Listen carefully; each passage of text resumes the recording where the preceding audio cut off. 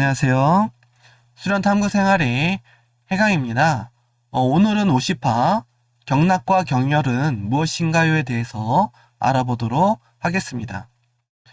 먼저 경락의 기본 뜻에 대해서 살펴보면 지나다라는 뜻을 가지고 있는 경자와 있다라는 뜻을 가진 락이 합쳐져서 경락이라고 합니다. 쓰여지는 의미로 보자면 경락은 기열이 운행하는 그런 통로를 뜻하며 경은 이렇게 종의 세로 길의 큰 길이며 락은 횡, 가로횡의 작은 길을 의미합니다. 수련을 하며 기운으로 유통을 하고 운기를 하는 곳을 대체로 경락이라고 보시면 쉽게 이해하실 수가 있을 것 같습니다. 경락은 인체 내에서 기운이 흐르는 통로이며 인체 힘으로 그 경락과 연결된 장부가 있을 것입니다. 대표적으로 12개의 경락이 우리 몸에 있는 12장부와 연결이 되어 있습니다. 보통 5장육부에 심포를 더해서 6장육부라고 하는데 이는 인체의 중요 장기와 장부들이며 이들이 12경락으로 유기적으로 연결이 되어 작용하면서 생명을 유지합니다. 그래서 경락 운기를 통해서 해당 경락뿐만 아니라 장기와 장부의 기능도 강화시킬 수가 있는 것입니다. 이런 경락은 기운이 흐르는 방향이 있습니다. 화의 성질을 가진 양은 우리 몸에서 이렇게 위쪽에 해당하고 수의 성질을 가진 음은 아래쪽에 해당합니다. 음과 양은 서로 순환하기 때문에 양경락은 위에서 아래쪽으로 흐르며 음경락은 아래에서 위쪽으로 흐르는 것입니다. 좀 더 쉽게 예를 들어 난로를 틀면 그 열기가 점점 올라가서 차가운 곳까지 덮여주고 얼음은 따뜻한 열기를 받아들여서 스스로 녹는 것을 생각해 보시면 음과 양이 서로 상호작용하는 것을 어느 정도 이해하실 수가 있을 것입니다. 이런 음양에는 이제 그 크기도 존재하는데 이는 자연의 흐름과 비슷한 부분이 있습니다. 태초에 짙은 어둠이 있었으며 그 후에 빛이 생겨나고 빛이 더 성장해지고 그래서 어둠이 없어지면서 음의 새싹이 돋고 빛이 절정기를 맞으면서 음이 더욱 성장한다. 음이 계속 짙어지면서 양의 새싹이 다시 나고 이렇게 계속 반복하는 것을 이제 음양의 어떤 변화를 얘기하는데 이처럼 음양의 조화와 순환의 이치에 따라서 세상이 창조가 되었고 또 유지가 된다라고 보는 그런 시각이 있습니다. 이런 음양은 천지 만물에 작용하기 때문에 소우주인 인체에도 작용을 하는데 음양의 크기에 따라서 또 대응하는 그런 장부가 있구나 정도로만 이해를 해보셔도 좋을 것 같습니다. 이런 음양과 오행이 세상 만물을 형성시키고 또 움직이게 하는 그런 우주의 기본 순행 원리이며 음양의 생성 변화 속에서 이제 오행이 탄생을 하였습니다. 오행이 서로 상생상극하여 힘의 균형을 이루는 그런 안정된 상태가 됨으로써 조화를 이루는 것인데 이제 건강 또한 이제 장부들이 서로 균형을 이루는 그런 오행의 상태와 관계가 있습니다. 수련을 통해서 건강해진다라는 것은 단순히 어떤 장부를 강하게 하는 것만이 아니라 기운을 생성해서 기운이 부족한 부분을 또 채워주고 또 넘치는 부분을 조절해서 장부의 오행을 조절하고 또 균형을 이루게 해서 건강해지게 된다라는 그런 의미입니다. 인체에 관련해서 음양 오행에 대해서 좀 더 살펴보면 사람이 태어나서 가장 먼저 하는 행동은 호흡일 것입니다. 이 호흡과 대응되어 있는 장부는 폐이며 이는 오행에 금과 대응이 되어 있습니다. 그래서 오행적인 관점에서 기운은 금으로부터 시작하여 인체의 생리작용에 따라서 금, 토, 화, 수, 목으로 경락이 운기됩니다.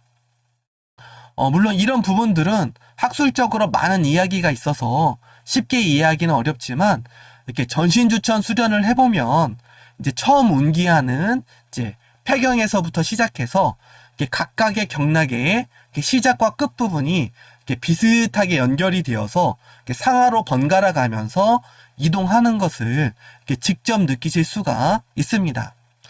그렇기 때문에 이런 흐름으로 기운이 흐르고 또 서로 상호작용하는구나 정도로만 이해를 하셔도 충분하실 듯 합니다.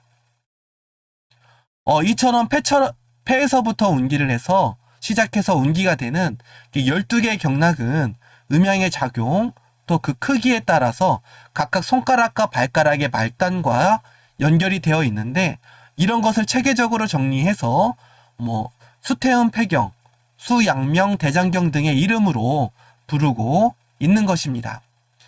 이러한 부분은 수련 시 정확하게 인지를 하지 못하더라도 기운으로 운기를 할 때에는 이제 경락 하나를 하나의 선으로 인식을 해서 운기를 합니다. 그 경락에 있는 각각의 혈자리나 이런 세세한 것을 기억하고 하기보다는 경락을 혈의 시작과 끝을 이은 하나의 선으로 보고 그 전체를 기운으로 유통하고 운기한다는 관점으로 보시면 되는 것입니다. 실제로 운기를 할 때도 이렇게 하나하나씩 경혈을 짚고 가기보다 이렇게 하나의 경락을 A에서 B 지점까지 운기를 하는 그런 기본 운기 방법으로 유통을 하고 이렇게 안정적으로 운기가 될 수 있게 하는 것이 더 중요하겠습니다. 이러한 자료들은 왜 경락을 수태음 폐경 등의 그런 이름으로 부르는지에 대한 그런 참고 자료 정도로만 보시면 될 것 같습니다. 12개 경락을 운기하고 나서는 기경팔맥을 운기합니다.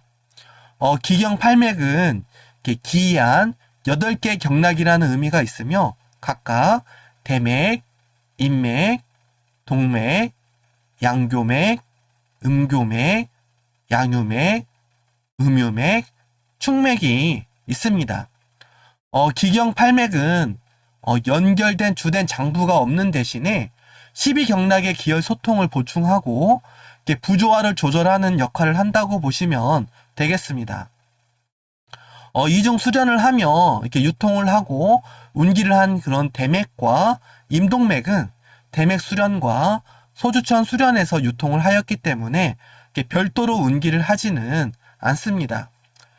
대맥과 소주천이 우리 몸을 횡과 종으로 가로지르며 이렇게 상하 좌우의 음양을 조화시켰듯이 다른 기경 팔맥들도 우리 몸의 음양을 조화시키는데 작용을 합니다.